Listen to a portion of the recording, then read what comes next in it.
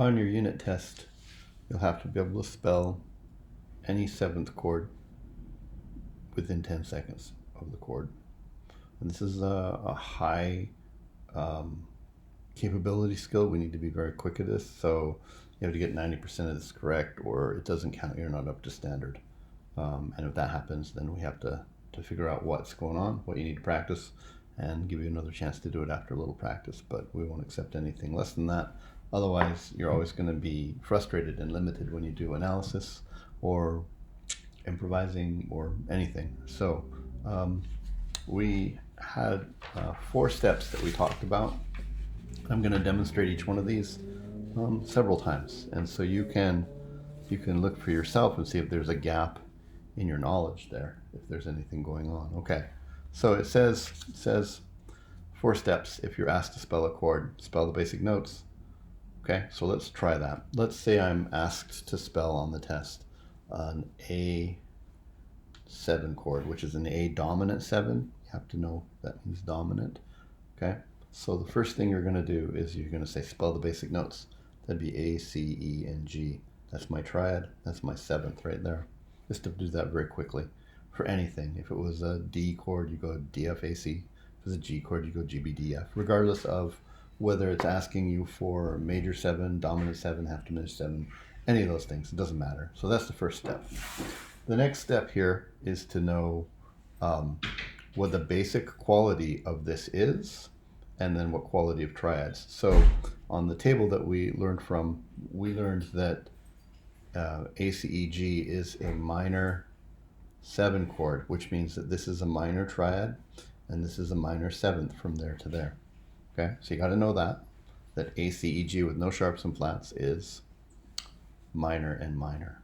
Okay, and then you have to be able to compare that with what we're being asked for. We're asking for a dominant, and a dominant chord has a major triad and a minor 7 on top.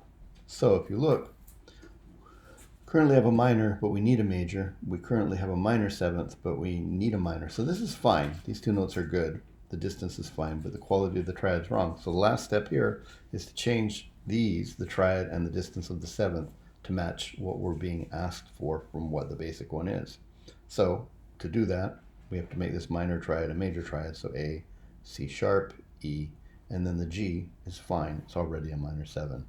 If there was a sharp or a flat on the root note here, then we would have to sharp everything or flat everything. Okay? I'm going to go over this a couple more times. Okay? So let's say I'm being asked to spell D flat half diminished 7. Okay? Half diminished is the degree sign with the 7 there, right? First step is to just spell all the basic notes right there. So D, F, A, C, done. Next one is, what is this? Well, normally this is a minor 7th chord, which means again that this is a minor triad and that this is a minor 7th right there. Okay? All right, so we know what this is, right? As it stands with that. So we have to say, well, what is a half diminished 7th? And a half diminished 7th is a diminished triad and a minor 7th, right? You have to look that up on your chart. You need that memorized. Okay, degree sign means diminished, right? So the 7th is the same. The D to the F, C is going to be fine, but this triad is minor and it needs to be diminished. So how do we do that? Well, we go D, F, A flat. Now that's a diminished triad, and we need a minor 7th, which it already is like that. But wait, this last step, if there's a sharp or a flat on the root here, right, which there is, D flat, then we have to flat everything here. If it was sharp, we'd sharp everything. So flat, flat, double flat, like that. It's kind of a dumb chord, but that's the way it is. Okay. Now, if there were flats and sharps, you'd cancel them out, right? And double flat does not mean that we write it as a G, because that's incorrect. It's an A double flat. Okay. All right. Try one more. I would like a C sharp minor 7. Okay, so first step is spell all the note names, C, E, G, B. Okay, and then you say, well, what is this already? Well, C chords are major 7 chords if they have no sharps and flats, and that means that this is a major triad and this is a major 7th right there. Okay? Compare it to a minor 7th, which we already knew from these other ones. What we need for a minor 7th, because that's what we're being asked for, is a minor triad and a minor 7th. They are both different, so we'll modify them. First, we take this major triad and make it minor by lowering the third, C flat G, and we take this C up to B, which is a major 7th, and we make it a minor 7th by lowering that. Okay? Then last step, because there is a sharp on the root here, everything has to be raised up. So C sharp, E flat sharp cancels and it's plain old E. G sharp, E, a B flat sharp is nothing, cancels like that. Okay?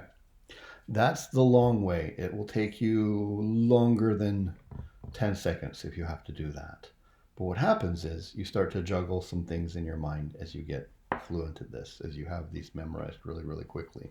So, for instance, if you know that you are going to be lowering the third and lowering the 7th, but then you're going to be raising them all up at the same time, you can just sharp, nothing, and that'll save you time. In fact, eventually you'll be able to do all 4 steps at once in your head. I'll talk you through one of those, and then you just have to practice, okay? Just pull up some chords and start to go through this, and you have a table that we've given you in class that you should have to memorize.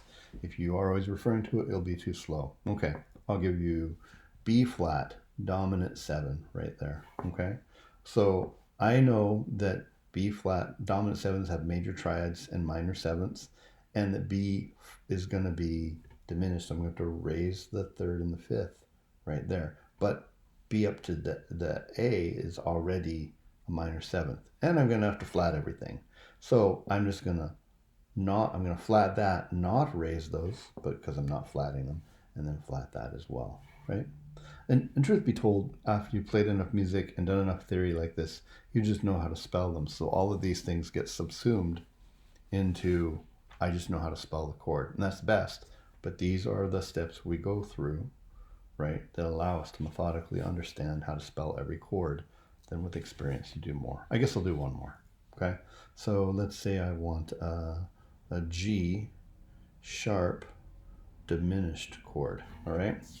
Well, I know that GBDF is a major triad and a minor 7th, so I'm going to have to lower the 3rd and the 5th to make it a minor triad, sorry, a diminished triad, and then I'm going to lower the 7th to make it a diminished 7th, because these have diminished triads and diminished 7ths. So that means I'm net going to lower the 3rd, 5th, and 7th, but I'm going to sharp everything. So those are going to get canceled out. So I'm just going to go G sharp, B, D, F, because these would have been flatted and then sharped and canceled through, and I can do that all in one step. Okay? And that's where we're headed to. All right. Again, for your test, spell all your natural minor scales and your major scales 10 seconds or 15 seconds per scale. Got to get like 90% or more than perfect to do that, to get points for that. If not, then we sit down and say, well, what's going on? How come we don't know these? Or is there a mistake that you're making along the way, or a different way you need to conceive of them? But we just need to be able to write them as fast as you can think and write. We've been practicing at 10 seconds. You need to do 15 per, although they're all bundled together. Then same kind of thing here. You'll get 10 seconds per chord. Shouldn't take you that long. Like, look, I will give myself an ugly chord, like E sharp diminished 7. That exists. It's the 7 chord in F sharp minor. And I'm going to go E sharp, G sharp, B, and D, like that. Because E, G, B, D is minor, so then I make this be diminished by doing that. And this is minor, so I make that be diminished by doing that. But then I sharp everything like this, and they cancel and they cancel. But I can do that all in my head in one go. Okay. Well, there you go. Practice every day and just close the gap. If you do come up a little short here, then you'll be close, and then we'll figure out what it is. But this is a core skill that if you can't do this, just along like if you can't read notes really well, all of those reading notes and clefs, and then being able to spell these and reference the note names and scale degrees, and being able to spell each chord, these 3 things will hamper you in all music theory. So we want to get these dialed in and become very fast. All right.